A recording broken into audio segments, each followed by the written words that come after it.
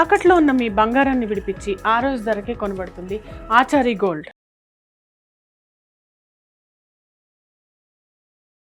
చాలా మంది పిల్లల్ని టీవీ ముందు వదిలేసి అలా వాళ్ళ పనులు వాళ్ళు చేసుకుంటూ ఉంటారు. టీవీ ప్రభావం పడుతుందా? ఆఫ్ కోర్స్ చాలా పడుతుంది, పెద్దవాళ్ళ మీదే పడుతుంది కదా.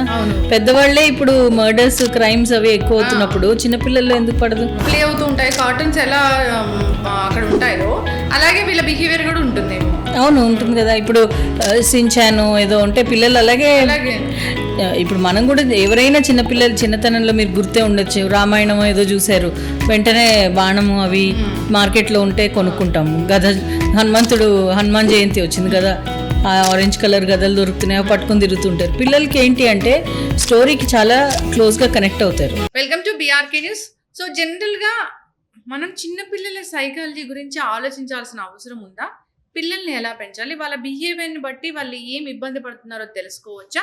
సో పూర్తి వివరాలు తెలుసుకుందాం. ప్రస్తుతం మనతో పాటు స్టూడియోలో ఉన్నారు డాక్టర్ మృదులా కపిల గారు. మ్యామ్ నమస్తే అండి. నమస్తే అండి. ఎలా ఉన్నారు మ్యామ్? బాగున్నాను. ఎప్పుడు చూసినా అట్లా స్మైలీ వేస్తూ ఉంటారు, ట్రైనింగ్ ఇస్తూ ఉంటారు కదా అందరికి. అవునా? అంటే చిన్నపిల్లల సైకాలజీ గురించి మనం తెలుసుకోవాలంటే అంటే వాళ్ళకి సైకలాజికల్ ఇష్యూస్ ఉన్నాయని తెలుసుకోవాలా, లేకపోతే వాళ్ళని ఈ విధంగా పెంచాలనేది తెలుసుకోవాలా? యాక్చువల్గా డెవలప్మెంటల్ స్టేజెస్ ఉంటాయండి పిల్లలకి. ఒక్కొక్క ఏజ్లో ఒక్కొక్క మైల్ స్టోన్ ఉంటుంది. మీరు గమనిస్తే చిన్న పిల్లల్ని గమనించారనుకోండి, ఫస్ట్ 12 yearsలో ప్రతి నెల వాళ్ళ బర్త్డే తర్వాత వాళ్ళ బిహేవియర్లో మార్పు ఉంటుంది. ఇప్పుడు ఫర్ ఎగ్జాంపుల్ 14th బర్త్డే అనుకోండి, నెక్స్ట్ మంత్ 14thకి కొంచెం మార్పు వస్తుంది, ఆ నెక్స్ట్ మంత్ 14thకి మార్పు. ఈ మార్పులు అంటే చిన్నగా ఉన్నప్పుడు బాగా గమనించవచ్చు కాబట్టి చెప్తున్నాను. ఇలాంటి మార్పులు ప్రతి ఏడాది వాళ్ళకు ఉంటాయి. కొన్ని ఫేజెస్ ఉంటాయి వాటికి, డెవలప్మెంటల్ స్టేజెస్లో ఇవి వాళ్ళు రీచ్ అవ్వాలి, ఈ మైల్ స్టోన్స్ వాళ్ళు రీచ్ అవ్వాలి అని ఉంటుంది. సో అది వాళ్ళు రీచ్ అవ్వట్లేదు అంటే ఎందులోనో లోపం ఉంది. అది న్యూట్రిషన్ అవ్వచ్చు, వాళ్ళ డైలీ హ్యాబిట్స్ అవ్వచ్చు, అంటే స్లీప్ సరిగా లేకపోవడం, లేకపోతే మదర్ కేర్ లేకపోవడం. బికాజ్ మనం వరల్డ్ని 5 సెన్స్ ఆర్గన్స్తో చూస్తాం కదా, ఈ 5 సెన్స్ ఆర్గన్స్ని కరెక్ట్గా ఆప్టిమమ్ లెవెల్లో వాడాలి. సో పిల్లలకి కూడా ఆ స్టేజెస్ ఉంటాయి. ఇంకా ఈ ప్రెజెంట్ సినారియోలో పిల్లల్ని ఇంకొంచెం గాజు ముక్కల్లాగా పెంచాల్సి వస్తుంది డెలికేట్గా. ఎందుకు అంటే మీరు ఎన్వైరన్మెంటల్ చేంజెస్ అవనివ్వండి, లేకపోతే గ్లోబల్గా ఇన్ఫర్మేషన్, చాలా డిజిటల్ ఇన్ఫర్మేషన్ చాలా ఇన్ఫ్లో ఎక్కువైపోయింది. సో ఇప్పుడు మీరు మీ చిన్నతనంలో ఉన్న సంఘటనలు కానీ మీరున్న బిహేవియర్ కానీ ఇప్పుడు పిల్లల్లో కనిపించట్లేదు. అంటే ఇన్ఫ్యాక్ట్ మనకు బాధ అనిపిస్తుంది వీళ్ళ చైల్డ్హుడ్ ఏమైపోయింది అని. వాళ్ళ చైల్డ్హుడ్ వాపస్ ఇవ్వాలనిపిస్తుంది ఒక్కొక్కసారి. చాలా మంది పిల్లల్ని టీవీ ముందు వదిలేసి అలా వాళ్ళ పనులు వాళ్ళు చేసుకుంటూ ఉంటారు. టీవీ ప్రభావం పడుతుందా మ్యామ్? ఆఫ్ కోర్స్ చాలా పడుతుంది, పెద్దవాళ్ళ మీదే పడుతుంది కదా. పెద్దవాళ్లే ఇప్పుడు మర్డర్స్ క్రైమ్స్ అవి ఎక్కువ అవుతున్నప్పుడు చిన్నపిల్లల్లో ఎందుకు పడదు? ఇన్ఫ్యాక్ట్ పెద్దవాళ్ళకి కాస్త గుడ్ అండ్ బ్యాడ్ మధ్య వ్యత్యాసం తెలుసు, పిల్లలకి అది తెలియదు కదా, ఏది కరెక్ట్ ఏది రాంగ్ అనేది తెలీదు. అలాంటప్పుడు తప్పకుండా వాళ్ళ మీద ప్రభావితం అవుతుంది. ఇన్ఫ్యాక్ట్ టీవీ కాదండి, ఇప్పుడు సెల్ ఫోన్స్. అదే చాలా బాధాకరమైన విషయం ఏంటంటే నెలల పిల్లల చేతుల్లో కూడా సెల్ ఫోన్లు ఇచ్చేస్తున్నారు. అప్పుడు డిఫరెన్స్ రియల్ లైఫ్కి డిఫరెన్స్ తెలియదు కదా వాళ్ళకి. వరల్డ్ అంతా ఇలాగే ఉంటుందేమో అని అనుకుంటారు, బికాజ్ మనం చూసింది మనం ఎక్స్పీరియన్స్ చేస్తున్నాం కదా. సో మీరు ఒక స్టోరీ, అది కార్టూనే అయి ఉండొచ్చు, సో వాళ్ళు ఆ స్టోరీయే ఉంటుంది, వాళ్ళ చుట్టుపక్కలంతా అలాంటి వాళ్ళే ఉంటారు అన్న ఫీలింగ్లోనే ఉంటారు వాళ్ళు. సో కొన్ని ఎక్స్ప్లోరేషన్ ఇచ్చేటప్పుడు ఎంతవరకు ఇవ్వాలి, అసలు కొన్ని గవర్నమెంట్స్ అయితే సెల్ ఫోన్స్ బ్యాన్ చేశారు, 13 years దాకా సెల్ ఫోన్స్ ఇవ్వకూడదు అని. And cell phones IT or software develop చేసే యాపిల్ లాంటి కంపెనీ స్టీవ్ జాబ్స్ కూడా ప్రస్తుతం వాళ్ళ పిల్లలకి అస్సలు అంటే ఎక్స్పోజర్ ఇవ్వకుండా పెంచారు. They shouldn't touch blue light అని చెప్పి. సో మైండ్ మీద ప్రభావం చూపిస్తుంది, మనసు మీద ప్రభావం చూపిస్తుంది. కార్టూన్స్ ఎలా ప్లే అవుతూ ఉంటాయి, కార్టూన్స్ ఎలా అక్కడ ఉంటాయో అలాగే వీళ్ళ బిహేవియర్ కూడా ఉంటుందేమో. అవును, ఉంటుంది కదా. ఇప్పుడు సించాను ఏదో ఉంటే పిల్లలు అలాగే. ఇప్పుడు మనం కూడా ఎవరైనా చిన్నతనంలో మీరు గుర్తే ఉండొచ్చు, రామాయణం ఏదో చూశారు, వెంటనే బాణము అవి మార్కెట్లో ఉంటే కొనుక్కుంటాము. హనుమాన్ జయంతి వచ్చింది కదా, ఆరెంజ్ కలర్ గదలు దొరుకుతున్నాయో పట్టుకొని తిరుగుతుంటారు. పిల్లలకి ఏంటి అంటే స్టోరీకి చాలా క్లోజ్గా కనెక్ట్ అవుతారు. సో స్టోరీ పరంగా వాళ్ళకి ఏవైతే కార్టూన్స్లో చూస్తున్నారో అవన్నీ ఎఫెక్ట్ అవుతాయి. సో ఇప్పుడు మనం ఏం చూపిస్తున్నాము అన్నది దట్ ఈస్ అవర్ డిస్క్రిప్షన్. మనం ఎలాగా డిసైడ్ చేస్తున్నాం, because you're an adult. As a parent మీ రెస్పాన్సిబిలిటీ అది. వాళ్ళు ఏం చూస్తున్నారు, దేనికి ఎక్స్పోజ్ అవుతున్నారో మీరు కొంచెం గమనించాల్సి వస్తుంది. ఇప్పుడు పిల్లలు 1 year బేబీ ఉందనుకోండి మ్యామ్, అది అబ్నార్మల్ గా బిహేవ్ చేస్తుంది, దానికి సైకలాజికల్ గా ఏదో డిఫెక్ట్ ఉంది అని మనకి ఎలా తెలుస్తుంది? వాళ్ళ బిహేవియర్ ఎలాంటి చేంజెస్ చూస్తాము? అంటే వాళ్ళ బాడీలీ మూవ్మెంట్ అండి, ఫిజికల్గా. ఫర్ ఎగ్జాంపుల్ హైపర్ యాక్టివిటీ ఉన్న పిల్లలు ఎక్కువగా సర్కిల్స్లో తిరుగుతూ ఉంటారు. చాలా మటుకు వాళ్ళకి అటెన్షన్ ఉండదు. Eye contact, I hand coordination ఉండదు. ఐ కాంటాక్ట్ సరిగా ఇవ్వలేకపోతారు. ఇది మరీ చిన్న పిల్లల్లో ఇవి మనం గమనించవచ్చు. సరిగా మాట్లాడలేదు, అస్సలు ఇవ్వరు.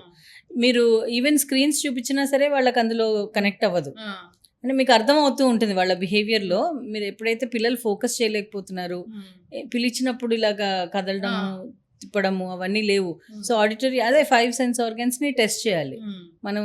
ఎందులో అన్న మార్పులు గమనించి ఇఫ్ ఎట్ ఆల్ అది ప్రాబ్లం ఉన్నప్పుడు తొందరగా చూపిస్తే ఏమన్నా ట్రైనబుల్ అవుతారు. ఎందుకంటే ఇప్పుడు ADHD లాంటివి చాలా చాలా ప్రివలెంట్గా ఉన్నాయి. మన అంటే జంక్ ఫుడ్ తినడం దగ్గర నుంచి జనరేషన్స్గా యంగ్ మదర్స్ కన్సీవ్ అయిన దగ్గర నుంచి వాళ్ళు న్యూట్రిషన్ సరిగా లేకపోవడం, లేకపోతే వాళ్ళ బిహేవియరల్ ప్యాటర్న్స్, వాళ్ళ అంటే సైకలాజికల్గా వాళ్ళు ఏం ట్రామా వెళ్తున్నారు, అదంతా ఇట్ ఎఫెక్ట్స్. సో అవన్నీ బేస్ చేసుకుని నెక్స్ట్ జనరేషన్ పుడుతుంది. సో అవన్నీ ఎఫెక్ట్ అవుతాయి. మనకి మహాభారతంలోనే చెప్పారు, అభిమన్యుడు తల్లి కడుపులో ఉండి అంత నేర్చుకున్నాడు అని. సో అంత ఎఫెక్ట్ ఉంది అని ఎందుకు చెప్తున్నారు అంటే అవి గమనించి మనం అర్థం చేసుకోవాలి. చక్కగా చెప్పారు మ్యామ్. అయితే పిల్లల ముందు తల్లిదండ్రులు ఎలా బిహేవ్ చేయకూడదు? చాలా ఇంపార్టెంట్ అండి. చాలా మంది ఇందులో చాలా కన్ఫ్యూజ్ అవుతూ ఉంటారు. ఏదర్ పూర్తిగా చూపిస్తారు, లేకపోతే అసలు ఏం చూపించరు. ఇప్పుడు తండ్రి కానీ తల్లి కానీ ఒకరితో ఒకరు కొట్లాడుకుంటున్నారు, గట్టిగా అరుచుకుంటున్నారు, ఒకరినొకరు డామినేట్ చేస్తున్నారు, ఓన్లీ ఇవే కనిపించాయి అనుకోండి, ఆబ్వియస్గా that's how we should live అనుకుంటారు. అంతే కదా.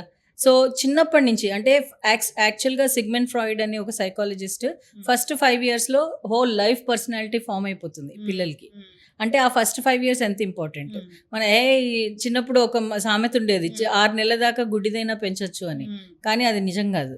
యాక్చువల్గా ఏంటి అంటే ప్రతి నెల ఇందాక నేను చెప్పినట్టు మైల్ స్టోన్స్ ఉంటాయి. సో బిహేవియర్లో తల్లిదండ్రులు తండ్రి తల్లిని కేర్ చేస్తున్నట్టు, తల్లి తండ్రిని కేర్ చేస్తున్నట్టు, మ్యూచువల్ రెస్పెక్ట్ ఉన్నట్టు, వాళ్ళ ఫైటింగ్ చేసుకోవడం తప్పేం లేదు. కానీ దాని లిమిటేషన్స్ ఉంటాయి. అరుచుకోవడము, కొట్టుకోవడము, వైలెన్స్ ఇవన్నీ చూపించకూడదు. ఇన్ ద సేమ్ వే మీరు నెగిటివే కాదు, ఎఫెక్షన్ కూడా చూపించాలి పిల్లల ముందు. ఎఫెక్షనేట్గా ఉండాలి మీ స్పౌస్ తోటి. మీరు వింటున్నట్టు ఒకరితో ఒకళ్ళు రెస్పెక్ట్ఫుల్గా ఉంటే ఆటోమేటిక్గా పిల్లలు యాక్చువల్గా అబ్జర్వేషన్ తోటి, ఇమిటేషన్ తోటే ఎక్కువగా పిల్లలు పెరుగుతారు. మనం అంతా ఏప్స్ నుంచి వచ్చాం కదా, మంకీస్ లాగానే బిహేవ్ చేస్తాం. మంకీస్ ఎలాగా బిహేవ్ చేస్తాయో సో పిల్లలు కూడా అంతే.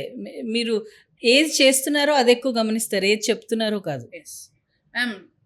అంటే ఎట్టి పరిస్థితుల్లో యారగెంట్ బిహేవియర్ ఉండకూడదు. పిల్లల ముందు అసలు గట్టిగా అరవడాలు అలాంటివి అసలే చేయకూడదు. కొట్టుకోవడాలు అలాంటివి చేస్తే మాత్రం కొట్టడమే మనం నేర్చుకోవాలనేది వాళ్ళ పిల్లల మైండ్లో పడిపోతుంది. అబ్సల్యూట్లీ చక్కగా చెప్పారు మ్యామ్. 5 years వరకు వాళ్ళని ఎలా పెంచుతామో వాళ్ళ మిగతా లైఫ్ అంతా కూడా అలాగే ఉంటుంది, అదే బేస్ మీద ఉంటుంది. అందుకనే మా చిన్నప్పుడైతే మా అమ్మమ్మ వాళ్ళంతా కింద పడిపోతే వెంటనే పరిగెత్తుకుంటూ వెళ్ళి లేపడం ఇవి చేసేవాళ్ళు కాదు.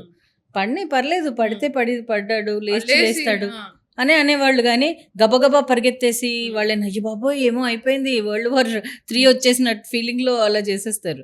అది కరెక్ట్ కాదు. మీరు ఎంత కామ్గా ఉంటే వాళ్ళు అంత కామ్గా ఉంటారు. బికాజ్ వాళ్ళకి తెలియదు, ఫ్రంటల్ లోబ్, బ్రెయిన్లో ఫ్రంటల్ లోబ్ ఉంది కదండి, అది డెవలప్ 25 years దాకా అవుతుంది. మరి పిల్లల గురించి మనం ఏం చెప్తాం ఇంకా. సో యాక్చువల్గా వాళ్ళు బాగా పెరగాలి అంటే వాళ్ళ చైల్డ్హుడ్ ఇవ్వాలి, ఫ్రీ ప్లే ఇవ్వాలి. ప్రతిదీ రెస్ట్రిక్ట్ చేసి ఈ నిమిషం నుంచి ఈ నిమిషం దాకా ఇది చెయ్యి, ఇక్కడి నుంచి ఇక్కడికి చెయ్యి, ఇక్కడి నుంచి ఇంత గైడెడ్గా ఇంత పంజరంలో చిలకని పెంచినట్టు పెంచకూడదు. వాళ్ళని అంత ప్రొటెక్షన్గా ఇస్తే రేపు పొద్దున్న ప్రొటెక్షన్ లేనప్పుడు వాళ్ళు ఎంత ఇన్సెక్యూర్గా ఫీల్ అవుతారు. సో మీరు 24/7 ప్రొటెక్షన్ ఇవ్వలేరు కదా. ఇప్పుడు సెక్షువల్ హెరాస్మెంట్స్ కానీ బయట వైలెంట్గా ఉంది బిహేవియర్, గబుక్కుని ఎవరైనా ఎత్తుకుపోతారు, వాళ్ళు ఎలాగ రెసిలియంట్గా వాళ్ళకి సమాధానం చెప్పగలుగుతారు? You have to make them realize ఆ ప్రతి సెకండ్ వాళ్ళని వాళ్ళు ఎలా ప్రొటెక్ట్ చేసుకోవాలి అన్నది మీరు నేర్పించాలి పిల్లలకి. వాళ్ళని వాళ్ళ కాళ్ళ మీద వాళ్ళ డెసిషన్ మీద మేకింగ్ ఎలా చేసుకోవాలి అంటే ఇప్పుడు రేపు పొద్దున వాళ్ళు పెద్దయ్యాక డెసిషన్స్ తీసుకోవాలి. వాళ్ళ డెసిషన్స్ అన్నీ మీరే తీసుకున్నారు. చిన్న ఒక బాల్ ఏదో కేజ్ లోంచి బాల్ తీయడానికి కూడా మీరే హెల్ప్ చేసేసారంటే వాళ్ళు డెసిషన్ మేకింగ్ ఎక్కడ నేర్చుకుంటారు? వాళ్ళకి తెలియదు, ప్రాబ్లమ్ సాల్వింగ్ రాదు. చిన్న చిన్న ప్రాబ్లమ్స్ అన్నిటికీ అంటే తల్లిదండ్రుల దగ్గరికి రావడం కరెక్ట్, వాళ్ళు వస్తారు, కానీ వాళ్ళని ఫ్రీగా వదిలేసి మీరు ఎలా చేయాలి. ఇప్పుడు ఫర్ ఎగ్జాంపుల్ నాకు బోర్ కొడుతుంది అంటారు పిల్లలు, వెంటనే అగో అది చేయి ఇది చేయి ఇది చేయి అది చేయి అని ఏదో ఆల్టర్నేటివ్స్ ఇస్తాం. ఇవ్వకూడదు అస్సలు. బోర్ కొట్టడం కరెక్ట్. బోర్ కొట్టినప్పుడు ఇన్నోవేషన్ వస్తుంది. ఎందుకు అంటే నాకు బోర్ కొట్టింది, నేను ఏం చేయాలి ఇప్పుడు, నన్ను నేను ఎంగేజ్ చేసుకోవాలి అంటే ఏం చేయాలి, చుట్టుపక్కల ఏం ఉన్నాయి, అసలు టాయ్స్ ఏం లేవు, స్క్రీన్ టైం ఏం లేదు, ఏమీ లేవు చుట్టుపక్కల, అప్పుడు నేను ఏం చేయాలి. అప్పుడు ఏం అర్థం చేసుకుంటారు పిల్లలు, వాళ్ళతో వాళ్ళు బతకడం నేర్చుకుంటారు. ఇప్పుడు పారిపోరు వాళ్ళని వాళ్ళు. ఇప్పుడు చాలా మంది 100 people మధ్యలో ఉన్నా కానీ లోన్లీగా ఫీల్ అవుతారు. ఎందుకు అలా లోన్లీగా ఫీల్ అవుతారు? వాళ్ళకి తెలియదు వాళ్ళతో వాళ్ళు ఎలా ఉండాలో. ఒక గాజు బొమ్మ లాగా పెంచకూడదు, డిపెండెన్సీ బేబీ లాగా అసలే పెంచకూడదు. అసలు ఇండిపెండెన్సీ అనేది వాళ్ళకి మనం అలవాటు చేయలేము. రెసిలియంట్ బిహేవియర్ అలవాటు చేయాలి వాళ్ళకి, ప్రాబ్లమ్ సాల్వింగ్ నేర్పించాలి. కొన్ని ఇన్ఫ్యాక్ట్ వాళ్ళకి ఆ సిచ్యువేషన్స్ రాకపోయినా మనం క్రియేట్ చేయాలి. కొన్ని ప్రాబ్లమ్స్ ఉన్న సిచ్యువేషన్ లైక్ పజిల్స్ అట్లాంటివన్నీ ఎక్కువగా ఇస్తూ ఉంటే వాళ్ళు దాంట్లోంచి ప్రాబ్లమ్ సాల్వింగ్ నేర్చుకుంటారు. అండ్ రియల్ లైఫ్లో అది ఎలా ఇంప్లిమెంట్ చేయాలో వాళ్ళకి అర్థం అవుతుంది. చాలా మంది పేరెంట్స్ కానీ చుట్టాలు కానీ చూస్తే మ్యామ్, మీ నాన్న అట్లా, మీ అత్త ఇట్లా, వాళ్ళ గురించి ఒక్కొక్క క్యారెక్టర్ గురించి ఒక్కొక్కలాగా చెప్తూ ఉంటారు. అవి కూడా వాళ్ళ మీద ప్రభావం చూపిస్తాయా? ప్రభావం చూపిస్తాయండి. ఇక్కడ మనము 2 విషయాలు జాగ్రత్తగా గమనించాలి. ఒకటి ఏంటి అంటే, మీరు వరల్డ్ని కంట్రోల్ చేయగలరా? చేయలేరు. ఎవరు ఇప్పుడు వేరే అత్తలు మామలు ఎవరన్నా ఏమైనా ఇన్ఫర్మేషన్ ఆర్ ఒపీనియన్ చెప్తే వాళ్ళ మైండ్ సెట్ని మీరు కంట్రోల్ చేయరు. మా పిల్లల ముందు ఇవన్నీ చెప్పకండి, మా పిల్లల ముందు బ్యాడ్ వర్డ్స్ వాడకండి, ఎంతమందిని కంట్రోల్ చేస్తారు? అలా కాదు. అలాంటి సిచ్యువేషన్స్లో ఉన్నా సరే మీరు మీ పిల్లలు ఎలా రియాక్ట్ అవ్వాలి, ఎలా రెస్పాండ్ అవ్వాలి నేర్పించాలి. అంతేగాని వాళ్ళందరినీ కంట్రోల్ చేయాలి. ఏది మీ కంట్రోల్లో ఉంది అది కంట్రోల్ చేయడానికి ట్రై చేయాలి. ఇంకోటి ఏంటి అంటే, ఇప్పుడు world is bad, you can't say that. ఇప్పుడు వాళ్ళని సడన్గా కొంచెం ప్రీ ప్రైమరీ ఏజ్ వచ్చింది స్కూల్లో వేసేస్తారు. స్కూల్లో వేసిన తర్వాత వాళ్ళకి చాలా చాలా సిచ్యువేషన్స్ కనబడుతుంటాయి. అప్పుడు వాళ్ళకి కల్చర్ షాక్ అవ్వదు? ఇంట్లో ఏమో ఇలా ఉంది, బయట ఏమో ఇలా ఉంది, నేను ఎలా అడ్జస్ట్ అవ్వాలి? అలా ఏం అంటే మీరు అంతగా ప్రొటెక్ట్ చేయకూడదు. అలాంటివి ఏమన్నా వినిపించినప్పుడు నువ్వు నా దగ్గరికి వచ్చి మాట్లాడు, నీకేమన్నా డౌట్ వస్తే నువ్వు నా దగ్గరికి వచ్చి అడుగు, మన ఇద్దరం కలిసి మనం వెతుకుదాం ప్రాబ్లంకి అని తల్లి కానీ తండ్రి కానీ లేకపోతే ఇద్దరు అంత అప్రోచబుల్గా ఉండాలి. That is better way of upbringing. అంతేగాని వాళ్ళని అసలు మీరు ప్రాబ్లమ్సే రాకుండా మీరు చేయలేరు వాళ్ళని. మ్యామ్, కొందరు పిల్లలు అబద్ధాలు చెప్తూ ఉంటారు కదా, అంటే ఉన్నది లేనట్లుగా ఎక్కువ కల్పించి కూడా చెప్తూ ఉంటారు. చాలా క్రియేటర్స్ వాళ్ళు. ఎందుకు అలా చేస్తారు? ఇమాజినేషన్ అండి, ఇట్స్ ఎ బూన్. యాక్చువల్గా అది చాలా మంచిది. అంటే అబద్ధం చెప్పడం మంచిది అనట్లేదు, ఇమాజిన్ చేసుకుని చెప్పడం, క్రియేట్ చేయడం చాలా మంచిది. కానీ అబద్ధం నిజం మధ్య తేడా తెలియదు వాళ్ళకి. ఎందుకు వాళ్ళు అలా చెప్తారు? అమ్మ ఒక్కతే కదా వింటుంది వాళ్ళ గొప్పలు, ఎవరు వింటారు? బయట వాళ్ళు వినరు కదా, మీరు వినాలి. ఒక్కొక్కసారి మనం అంతంత నువ్వే గ్రేట్ అని చెప్పి అలా మాట్లాడకు, వాళ్ళందరి ముందు నువ్వు అలా ఉండకూడదు, కొంచెం తగ్గు, అలా చెప్పకూడదు. ఎందుకు? వాళ్ళ ఇమాజినేషన్ని కంట్రోల్ చేయాలి. మీరు దాన్ని ఎలా ఛానలైజ్ చేయాలో నేర్పించాలి. సరే, నేను చాలా గొప్ప, నేను తప్ప ఎవరూ ఆన్సర్ చేయలేదమ్మా క్లాసుల్లో, నేనే ఆన్సర్ చేశాను అన్ని అంటూ ఉంటారు పిల్లలు. అందులో నిజం ఎంతో అబద్ధం ఎంతో మనకు తెలుసు. తల్లిలాగా మీకు తెలుసు వాళ్ళు ఎలా చదువుతున్నారో ఏంటో. కానీ వాళ్ళని డిస్కరేజ్ చేయకూడదు. అక్కడ వినండి, పూర్తిగా వినండి. వాళ్ళ ఎగ్జైట్మెంట్ తల్లి దగ్గర కాకపోతే ఇంకెవరి దగ్గర చెప్పుకుంటారు అవన్నీ. సో చెప్పిన తర్వాత మీకు యాక్చువల్గా తెలిసిన తర్వాత, ఒకవేళ అది అబద్ధం అని తెలిసిందనుకోండి, వాళ్ళని కూర్చోబెట్టి ఎక్స్ప్లెయిన్ చేయాలి. నాన్న, అబద్ధాలు చెప్పకూడదు, ఇది సిచ్యువేషన్. ఇంకొకటి, అబద్ధం చెప్పకూడదు అని చెప్పడం కాదు, మనం కూడా అబద్ధాలు చెప్పకూడదు. ఇంట్లో ఉండి లేనట్టుగాను, ఫోన్ వస్తే నేను లేనని చెప్పేసి అని చెప్పడం, ఇవన్నీ మనం ఎగ్జాంపుల్ సెట్ చేస్తున్నదే. అందుకని పిల్లల దృష్టిలో విలన్స్ ఎవరు ఉంటారు? అందరూ విలన్సే, అందరూ ఫ్రెండ్సే. విలన్స్ అంటూ ఎవరు ఉండరు. వాళ్ళ వే ఆఫ్ బిహేవియర్ని అర్థం చేసుకునే వాళ్ళు ఫ్రెండ్స్. వాళ్ళ వే ఆఫ్ బిహేవియర్ని అస్తమానం ఆటంకపరిచే వాళ్ళు విలన్స్. ప్రతిదీ ఏ చేసినా అలా చేయకు, ఇలా చేయకు, ఇక్కడ కూర్చోకు, అక్కడ కూర్చోకు, ఇలా నవ్వకు, అలా నవ్వకు, ఇలా మాట్లాడకు, అలా. మరి వాళ్ళు విలన్సే కదండి. అది తల్లి అవ్వని, తండ్రి అవ్వని, తాత అవ్వని, అమ్మమ్మ అవ్వని, వాళ్ళు విలన్సే. కానీ ఎవరు ఫ్రెండ్స్ అవుతారు? ఏది చేసినా సరే దానికి సొల్యూషన్ వైపు వాళ్ళ ఆలోచనని తిప్పేవాళ్ళు ఫ్రెండ్స్. ఓకే. మీరు అలానే ప్రొటెక్ట్ చేయకూడదు. అరే నువ్వు చాలా బాగా చేసావురా, సూపర్, వెరీ గుడ్, ఆసమ్ అని లేదు. ఎఫర్ట్ని మీరు అప్రిషియేట్ చేయాలి, రిజల్ట్ని కాదు. ఒక్కొక్కసారి పాస్ అవ్వచ్చు, ఒక్కొక్కసారి ఫెయిల్ అవ్వచ్చు. పాస్ ఫెయిల్ తోటి సంబంధం లేదు, నువ్వు ఎంత ఎఫర్ట్ పెట్టావు దాంట్లో, దాంతో సంబంధం ఉంది. ఎందుకు ఇప్పుడు రిజల్ట్స్ వచ్చాయి 10th క్లాస్, మనకి ఇప్పుడు న్యూస్ వస్తూ ఉంటుంది, ఇక్కడ వీళ్ళు సూసైడ్ చేసుకున్నారు, అక్కడ వాళ్ళు, చాలా చాలా బాధ అనిపిస్తుంది. ఎవ్రీ ఇయర్ ఈ సంఖ్య పెరుగుతోందే కానీ తగ్గట్లేదు. ఎందుకంత తగ్గట్లేదు? బికాజ్ మనం వాళ్ళని రిజల్ట్ మీదనే ఎక్కువగా ధ్యాస పెడుతున్నాం. నువ్వు ఎంత కష్టపడ్డావు, సరే ఇది కాకపోతే ఇంకొకటి ఉంది అనే ఫీలింగ్ వాళ్ళకి లేదు. అంటే ఇదే, this is it, 10th pass అవ్వలేదా నీ లైఫ్ అంతా అంటే నిజమో అబద్ధమో అది వేరే విషయం, కానీ ప్రాణం కంటే మించింది ఏం లేదు కదా. చదువు చదువు చదువు, ర్యాంక్స్ ర్యాంక్స్ ర్యాంక్స్, ఇంకొకరితో కంపేర్ చేయడము, అసలు పిల్లల మనసుని అసలు చెల్లా చెదురు చేస్తున్నారు. అలాంటి అంత ఇంపార్టెన్స్ ఇచ్చిన చదువు కూడా ఐఐటిలో చేరిన వాళ్ళు కూడా ఎందుకు సూసైడ్ చేసుకుంటున్నారు మరి? ఇప్పుడు చదువుకే అంత ఇంపార్టెన్స్ ఉంది, అదొకటే ఇంపార్టెంట్ అని అనుకుంటే, IIT is the most prestigious institute. అందులో జాయిన్ అయ్యి ర్యాంక్ హోల్డర్స్ కూడా సూసైడ్లు చేసుకునే వాళ్ళు ఉన్నారు. ఎందుకు వాళ్ళు అలా చేస్తున్నారు? వాళ్ళకి వాళ్ళు తెలీదు, సెల్ఫ్ అవేర్నెస్ లేదు. నాకు ఇది ఇష్టం లేదు, ఎప్పుడు చూడు ఎవరి ఒపీనియన్స్ మీద ఆధారపడి ఉన్నారు. నువ్వు ఫస్ట్ వస్తేనే నువ్వు గ్రేట్, అదే ఆధారం, అంతే. అదే ఇన్ఫ్లుయెన్స్ చేస్తోంది వాళ్ళ ఆలోచనని. నువ్వు ఫస్ట్ వచ్చినా ఏమొచ్చినా సరే నువ్వు కరెక్ట్ ఛానల్లో నడువు, నీ గోల్స్ సరిగ్గా సెట్ చేసుకో, నీ గోల్స్కి తగ్గట్టు నువ్వు కష్టపడు, అది నేర్పించాలి. కానీ ఆ గోల్ అనేది ఫస్ట్ క్లాసా, 5th క్లాసా, 10th క్లాసా అనేది వాళ్ళ సెల్ఫ్ కెపాసిటీని బట్టి ఉంటుంది. సో పిల్లలకి నేర్పించాల్సింది ఏంటంటే నీ కెపాసిటీ ఏంటి, ఆ కెపాసిటీని ఎలా షార్పెన్ చేసుకుంటావు నువ్వు, అది నేర్పించాలి. అంతేగాని ఎండ్ రిజల్ట్ ఒక్కటే చెప్పకూడదు. ఎందుకంటే 10th ఒక్కటే రాసేరా అయిపోతుంది అంటే మరి ఇంటర్మీడియట్ ఎవరు రాస్తారు, గ్రాడ్యుయేషన్ ఎలా రాస్తారు, ఉద్యోగం ఎలా రాస్తారు? సరే ఉద్యోగానికి ఆగిపోయిందా అండి మీది, లేదంటే 10 ఉద్యోగాలు మారుతాం మనం, గ్రోత్ ఉండాలి కదా. సో దీనికి అంతేంటి, అంత అనేది మీ గ్రోత్ మీద ఉంటుంది. సో ఆ గ్రోత్ని ఎక్స్ప్లెయిన్ చేయాలి, ఆ గోల్ సెట్టింగ్ని ఎక్స్ప్లెయిన్ చేయాలి. కానీ రిజల్ట్ నువ్వు ఇంత పర్సెంటేజ్ ఇంతే ఉండాలి, అంతే ఉండాలి అంటే వాళ్ళకి అది రెస్ట్రిక్షన్స్ అవుతాయి, ఫ్రీ ప్లే ఉండదు అసలు.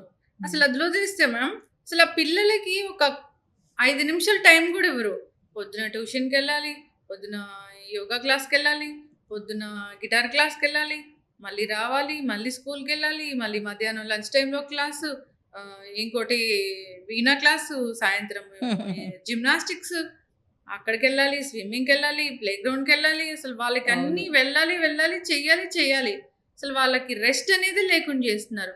ఇట్లా మల్టిపుల్ టాస్క్లన్నీ ఇచ్చేసి, మల్టిపుల్గా అన్నీ నేర్పించేసి, అసలు వాళ్ళకి ఏం చెప్పాలనుకుంటున్నారో అర్థం కాని పరిస్థితి. అట్లాంటి వాళ్ళని చూసి ఏమనిపిస్తుంది, ఏం చెప్తారు మ్యామ్ అలాంటి తల్లిదండ్రులకి? ఇప్పుడు మనకి స్కూల్లో 6 సబ్జెక్ట్స్ ఇస్తారు. ఎందుకు ఇస్తారు చెప్పండి? మీకు ఏం ఐడియా ఉండొచ్చు దాని గురించి? అన్ని సబ్జెక్ట్స్ నేర్చుకోవడానికి. ఎగ్జాక్ట్లీ, అన్ని సబ్జెక్ట్స్ తెలుసుకోవడానికి, తెలుసుకుని ఇది ఏది నాకు పనికొస్తుంది దాంట్లో నేను కెరియర్ చేసుకోవడానికి. In the same way extra curricular activities కూడా అంతే. మీరు ఎక్స్ట్రా కరికులర్ యాక్టివిటీస్ ఇవ్వడం చాలా మంచిది, కానీ వాళ్ళ స్లీప్, వాళ్ళ ఫ్రీ ప్లే, అంటే గైడెడ్ ప్లే కాదు, ఫ్రీ ప్లే, దీనికి టైం ఉందా లేదా? వాళ్ళ ఇంటర్పర్సనల్ స్కిల్స్ డెవలప్ చేసుకోవడానికి ఫ్యామిలీ టైం ఉందా లేదా? ఫ్యామిలీతో వాళ్ళు స్పెండ్ చేయగలుగుతున్నారా లేదా? మీరు బిజీగా ఉన్నారు కదా అని వాళ్ళని బిజీ చేయడం ఈజ్ రాంగ్. అలా అస్సలు చేయకూడదు. అసలు అందుకనే pre marital counselling, pre parental counselling అనేది చాలా ఇంపార్టెంట్ అండి. పెళ్ళికి ముందు పెళ్లితో వచ్చే ఛాలెంజెస్ నేర్పించాలి, పిల్లలు పుట్టే ముందు, పిల్లలు పుట్టిన తర్వాత వచ్చే ఛాలెంజెస్ నేర్పించాలి. లేకపోతే ఏమవుతుందంటే అందరూ మామూలుగా సేయింగ్ ఏంటి, పిల్లలు పుడితే అన్ని సర్దుకుంటాయిలే, హ్యాపీగా ఉంటారులే అని. కానీ పిల్లలు పుట్టాక అసలు గొడవలు స్టార్ట్ అవుతాయి. నువ్వు ఇక్కడ, నువ్వు అక్కడ, నువ్వు ఇంత, నువ్వంతా అన్నీ స్టార్ట్ అవుతాయి. సో ఇది చాలా ఇంపార్టెంట్. అందుకని వాళ్ళు ఏం చేస్తారంటే, మనం బిజీగా ఉన్నాము, వాళ్ళని చూసుకోవడానికి లేదు, అందుకని డే కేర్కి పంపించేసే, లెర్నింగ్ క్లాస్కి పంపించు, దీనికి పంపించు, దానికి పంపించు అని అనుకుంటారు. సో జనరల్గా మీరు ఎక్స్పోజర్ ఇవ్వడం మంచిదే, కానీ ఎంత ఎక్స్పోజర్ దానికి ఇవ్వాలి అన్నది కొంచెం సెన్సిబుల్గా ఆలోచించి, వాళ్ళు అలసిపోకుండా, వాళ్ళకి అదర్ సోషల్ లైఫ్ లేకుండా చేయకండి. మీరు వాళ్ళు ఎంజాయ్ చేస్తున్నారు, వాళ్ళకి అంత మల్టీ టాస్కింగ్ ఇష్టంగా ఉంది అని వాళ్ళు ఎక్స్ప్రెస్ చేస్తే వెల్ అండ్ గుడ్. లేదు అంటే కొంచెం తగ్గించాలి. అది కూడా కొంతమంది ఏంటారు, ఇప్పుడు నాకు ఆర్ట్ అంటే ఇష్టం అనుకోండి, అన్ని ఆర్ట్ క్లాసెస్లోనే వేసేస్తాను, ఇంకా స్పోర్ట్స్ ఉండవు. స్పోర్ట్స్ లేకపోతే మెంటల్ డిసెబిలిటీ చాలా ఎక్కువ అయిపోతుంది. స్పోర్ట్స్ ఆర్ చాలా ఇంపార్టెంట్. ఫిజికల్గా ఇప్పుడు హైపర్ యాక్టివిటీ చాలా ఎక్కువ ఉంది కదా పిల్లల్లో. హైపర్ యాక్టివిటీకి best medicine is get tired physically. Hyper activity ఉన్నారని ఎలా తెలుస్తుంది మ్యామ్? హైపర్ యాక్టివిటీ సిమ్టమ్స్ ఉంటాయండి. అంటే ఇప్పుడు ఫస్ట్ ఆఫ్ ఆల్ మీరు పట్టుకోలేకపోతున్నారు, గబగబా తిరిగేస్తున్నారు, వాళ్ళు ఒక్క నిమిషం కూడా కుదురుగా కూర్చోట్లేదు అంటేనే మనకి ఎనర్జీ లెవెల్స్ ఎలా ఉన్నాయో తెలుస్తుంది. Hyper activity is not equivalent to mental disability. Hyper activity అనేది చాలా ఈజీగా లూజ్గా వాడుతున్నారు ఈ మధ్య. వాళ్ళకి కొంచెం ఎనర్జీ ఎక్కువైనా వీడు చాలా హైపర్ అండి అంటారు. అది కరెక్ట్ కాదు. అది యాక్చువల్గా hyper activity has clinical symptoms, అది వేరు. మీరు మామూలుగా చూస్తున్న హై ఎనర్జీ కిడ్స్ అందరూ వాళ్ళకి హై ఎనర్జీ ఉంది, అంతే, ఎనర్జీ బాగా ఉంది. ఎనర్జీ ఎందుకు ఎక్కువ ఉంది వాళ్ళకి, ఆ ఎనర్జీని ఎలా ఛానలైజ్ చేయాలి అని ఆలోచించాలి. కానీ మీరు వీళ్ళు హైపర్ యాక్టివ్ అని చెప్పి లేబుల్ చేయకూడదు. లేబుల్ చేసిన వెంటనే అది చుట్టుపక్కల ఉన్న వాళ్ళంతా ఎక్నాలెడ్జ్ చేశారనుకోండి, అది వాళ్ళకి మైండ్లో I'm suppose to behave like this అన్న ఫీలింగ్ వచ్చేస్తుంది. So which is not right. అందుకని హైపర్ యాక్టివిటీ అని అలా లేబుల్ చేయకండి పిల్లల్ని. హై ఎనర్జీ, ఆ ఎనర్జీని మీరు ఎలాగ ఛానలైజ్ చేయాలి అన్నది ఆలోచించాలి. కొంతమంది పేరెంట్స్ వాళ్ళ ఓవర్ యాంగ్జైటీ తోటి వీళ్ళకి యాంగ్జైటీ తెప్పిస్తున్నారు. పిల్లలకి ఏం లేదు, మరి వీడు ఇలా చేయలేదు, వాడు అలా చేయలేదు, నేను నేర్చుకోలేదు, వీళ్ళకి అది నేర్పించాలి అనేది ఎక్కువైపోయింది ఈ మధ్య. అది చాలా తప్పు కదా. అంటే ఇప్పుడు పిల్లలు వైట్ పేపర్స్ కాదు, వాళ్ళు పుట్టినప్పుడు 14 generations పుడతారు. మీ 7 generations, మీ స్పౌస్ 7 generations, 14 generations ఎన్ని పొటెన్షియల్స్ ఉన్నాయో, గుడ్ హ్యాబిట్స్ ఎన్ని ఉన్నాయో, బ్యాడ్ హ్యాబిట్స్ ఎన్ని ఉన్నాయో అవన్నీ కలగొలిపి ఒక మొజాక్ లాగా పుట్టారు వాళ్ళు. సో ఇప్పుడు మీరు ఏం చేయాలి అంటే బ్యాడ్ హ్యాబిట్స్ని తగ్గించేలాగా, గుడ్ హ్యాబిట్స్ని పెంచేలాగా మీరు ఫెసిలిటేట్ చేయాలి యాజ్ ఎ పేరెంట్. అది మీరు గమనించగలగాలి. ఇప్పుడు ఫర్ ఎగ్జాంపుల్ ఆర్టిస్ట్ మంచి ఆర్ట్ చేస్తున్నారు, ఎవరికో మీ ఫ్యామిలీలో ఉంది ఆ స్ట్రోక్, సో అది ఎంకరేజ్ చేయండి. చాలా అబద్ధాలు చెప్తాడు, అక్కడ ఇక్కడ పైసలు ఖర్చు పెట్టేస్తాడు, కేర్లెస్గా ఉంటాడు, అది బ్యాడ్ కదా, అది తగ్గించండి. సో మీరు పేరెంట్స్గా ఫెసిలిటేటర్స్గా ఉండాలి, కానీ వాళ్ళని ఏదో పెద్ద మీరు పాత్ ఫైండర్ లాగా చేయలేరు. So you have to just facilitate. వాళ్ళకున్న టాలెంట్స్ని వాళ్ళని గుర్తించి, వాళ్ళు గుర్తించేలాగా చేసి దాని గురించి వాళ్ళు కెరియర్ ఫామ్ చేసుకునేలాగా చేయాలి. కానీ వాళ్ళని సఫకేట్ చేసేసి నువ్వు ఇది తప్ప, అదిగో వాడు చేశాడు నువ్వు చేయలేవా, ఆ అమ్మాయి చేసింది నువ్వు చేయలేవా అని అలా కంపారిజన్ చేయకూడదు. చాలా చక్కగా చెప్పారు మ్యామ్. ఈ సమ్మర్లో అసలు వాళ్ళకి వెకేషన్ మరి హ్యాపీగా గడపాలనుకుంటారు. ఈ సమ్మర్లో పిల్లల్ని అసలు ఎలా జాగ్రత్తగా చూసుకోవాలి, వాళ్ళు డెవలప్ అవ్వాలంటే అసలు ఈ సమ్మర్లో తల్లిదండ్రులు తీసుకోవాల్సిన జాగ్రత్తలు అంటే ఏంటి? ఫస్ట్ అండ్ ఫార్మోస్ట్ ఎండగా ఉంది కాబట్టి as much as possible health care అంతా తీసుకోవాలి. న్యూట్రిషన్, గుడ్ స్లీప్ తప్పకుండా తీసుకోవాలి. సెకండ్లీ ఏంటి అంటే లైఫ్ స్కిల్స్ నేర్పించే సమ్మర్ క్యాంప్స్లో చేర్చాలి. లైఫ్ స్కిల్స్ అంటే ఏంటి, నువ్వు ఎలాంటి సిచ్యువేషన్లో ఉన్నా నువ్వు ఎలాగ సోషల్ ఆక్వర్డ్నెస్ లేకుండా ఉండడం. ఇప్పుడు మీరు గమనించుంటారు, ఎస్పెషల్లీ 10 years అబవ్ పిల్లలు చుట్టాలు రాగానే వాళ్ళకి హాయ్ చెప్తారు, లోపల పరిగెడతారు. వాళ్ళకంతా ఇంకా అడాలసెంట్ అయితే మరీ కన్ఫ్యూజన్లో ఉన్నారు. వాళ్ళు ఏం చేయాలి, ఎలా చేయాలి, ఎందుకు చేయాలి ఏమీ అర్థం కావట్లేదు. ఈ ఇన్ఫర్మేషన్ ఓవర్ఫ్లో, స్క్రీన్ టైమ్ ఇదంతా ఎక్కువ అయిపోయేటప్పటికి వాళ్ళకి దేనికి ఎలా రియాక్ట్ అవ్వాలో అర్థం కావట్లేదు. అండ్ వాళ్ళది పియర్ ప్రెషర్ కూడా చాలా ఉంది. నేను ఇది చేస్తేనే నాకు ఫ్రెండ్స్ దొరుకుతారు, నేను ఇలా ఉంటేనే నాకు ఇలా ఉంటుంది, నేను so and so things online చేస్తేనే నాకు ఇలా ఉంటుంది, ఇది చాలా ఎక్కువైపోయింది. ఇవన్నీ మీరు తగ్గించాలి అంటే ఫస్ట్ అండ్ ఫార్మోస్ట్ ఇవన్నీ ఎక్స్ప్లెయిన్ చేసి ఇది ఇంపార్టెంట్ కాదు అని చెప్పే ఒక మంచి లైఫ్ స్కిల్స్ ఉన్న క్యాంప్లో చేర్చాలి. అది వెబినార్ అవనివ్వండి, లేకపోతే వెళ్ళి అక్కడ చేసుకోవడం అదైనా పర్వాలేదు. ఇంకోటి ఏంటి అంటే మీరు ఇప్పుడు వాల్యూ సెషన్స్ లైక్ వాళ్ళతో టైం స్పెండ్ చేయాలి, క్వాలిటీ టైం. ఇన్ని రోజులు వాళ్ళు బిజీ, మీరు బిజీ, సో ఈ టైంలో మీరు కొంచెం లీవ్స్ తీసుకోవడము, కాస్త హ్యాపీగా ఫ్యామిలీ టైం, వెకేషన్స్, ఫుల్గా వాళ్ళకి 100% క్వాలిటీ టైం ఇవ్వడానికి ట్రై చేయాలి. ఇవి రెండు చేశారంటే చాలా మటుకు పిల్లల్లో డిఫరెన్స్ ఉంటుంది. అండ్ వాళ్ళతోటి మీరు అప్రోచబుల్, ఇన్ని రోజులు మీరు ఎలా ఉన్నారో నాకు తెలియదు, కానీ at least now you make your self approachable. నేను ఏది చెప్పినా, నేను తప్పు చేసినా ఏం చేసినా నా తల్లిదండ్రులకు చెప్తే నాకు ప్రాబ్లం లేదు, they will take care. So తప్పు తెలుస్తూ చేయరు. ఏదో తప్పు అయిపోయింది అనుకోండి, దాన్ని ఎలా హ్యాండిల్ చేయాలి అన్నది తల్లిదండ్రులు నేర్చుకోవాలి. వాళ్ళ గురించే కాదు, మన గురించి కూడా ట్రైనింగ్స్ ఉన్నాయి పేరెంటింగ్ కోసం. ఆ పేరెంటింగ్ ట్రైనింగ్స్ అటెండ్ అయ్యి, లేకపోతే మీరే అవగాహన చేసుకోండి మీ పిల్లలకి ఎలాంటిది భవిష్యత్తు మీరు ఇవ్వాలి. మీ మీద 20 ఏళ్ళైనా 30 ఏళ్ళైనా మీ మీదే డిపెండ్ అవ్వాలా, లేకపోతే 20 ఏళ్ళు రాగానే వాళ్ళు సెల్ఫ్ డిపెండెంట్గా ఉండాలా, ఫ్రీడమ్గా ఉండాలా, ఫ్రీగా ఉండాలా, కెరియర్ ఓరియంటెడ్గా ఉండాలా, మీరు ఎలా చూడాలనుకుంటున్నారు మీ పిల్లల్ని మీరు డిసైడ్ చేసుకుంటే మీకు పాత్ కనపడుతుంది. ఖచ్చితంగా మ్యామ్, చాలా చక్కగా చెప్పారు. ఈ చైల్డ్ సైకాలజీ, పిల్లల బిహేవియర్, తల్లిదండ్రులు ఎలా ప్రవర్తించాలి, ఇంకా చాలా ఉన్నాయి ఈ సైకాలజీలో మనం డిస్కస్ చేయాల్సిన అంశాలు. ఈ సిరీస్ అనేది కంటిన్యూ చేద్దాం మ్యామ్. చాలా చక్కటి ఇన్ఫర్మేషన్ అండి. ఎవరైనా పిల్లలు ఇబ్బంది పడుతున్నారు, పిల్లల గురించి వాళ్ళకి ఏదైనా చిన్న డౌట్ ఉంది, వాళ్ళ సైకలాజికల్గా వాళ్ళ బిహేవియర్లో తేడా కనిపించింది, లేదా తల్లిదండ్రులుగా మేము సరిగా పెంచలేకపోతున్నాము అని అనుకున్న వాళ్ళు ఎవరైనా ఒకసారి స్క్రీన్ మీద స్క్రోల్ అవుతున్న నెంబర్కి కాంటాక్ట్ చేయాలని చెప్తాం మ్యామ్. సో వాళ్ళకి ఎలాంటి సొల్యూషన్ కావాలనేది మీరు యాజ్ ఏ సైకాలజిస్ట్గా చెప్తారు కాబట్టి Yes. చక్కటి ఇన్ఫర్మేషన్ మ్యామ్. సిరీస్ కంటిన్యూ చేద్దాము. ధన్యవాదాలు. Thank you.